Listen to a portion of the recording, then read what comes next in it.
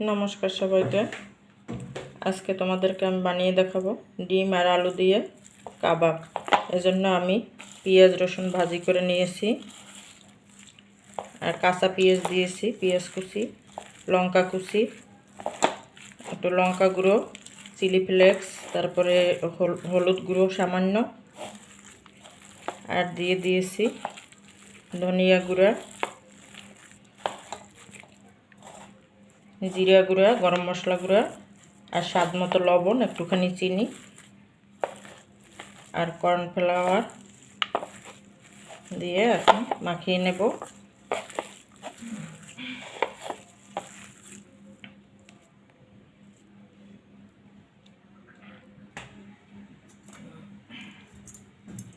একটুখানি chilli flakes দিয়ে দিলাম আর একটু সরিষার তেল দিয়ে দিয়েছি আর দিয়ে দিয়েছি একটু গুঁড়া দুধ। তোমরা গুঁড়া দুধ দিলে চাইলে দিতেও পারো, নাও দিতে পারো, আমার কাছে ভালো লাগে তাই দিয়ে দিয়েছি। এখন আমি কাবাবগুলো বানিয়ে নেব।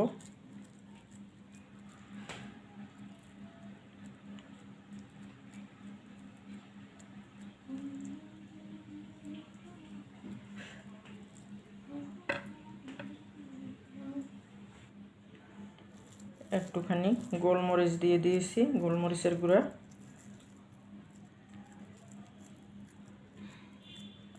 আর ডিম আলু সিদ্ধ করে গ্রেটারের সাহায্যে আমি গ্রেট করে নিয়েছি।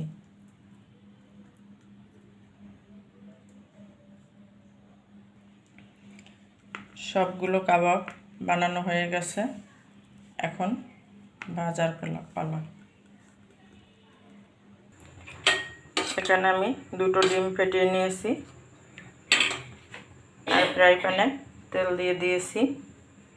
তেল গরম হয়ে গেছে, এখন কাবাবগুলো ফ্রাই করে নেব।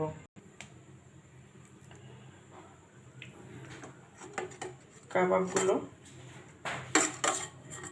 ডিমের মধ্যে দিয়ে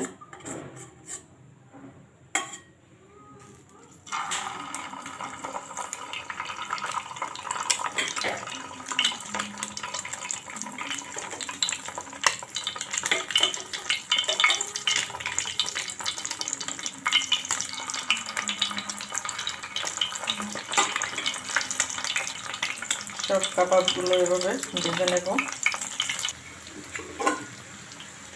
এভাবে সব কাবাবগুলো আমি ফ্রাই করে নেব।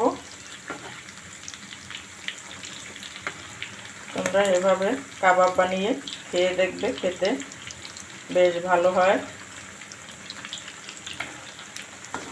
আজকে এ পর্যন্ত, দেখা হবে পরের ভিডিওতে।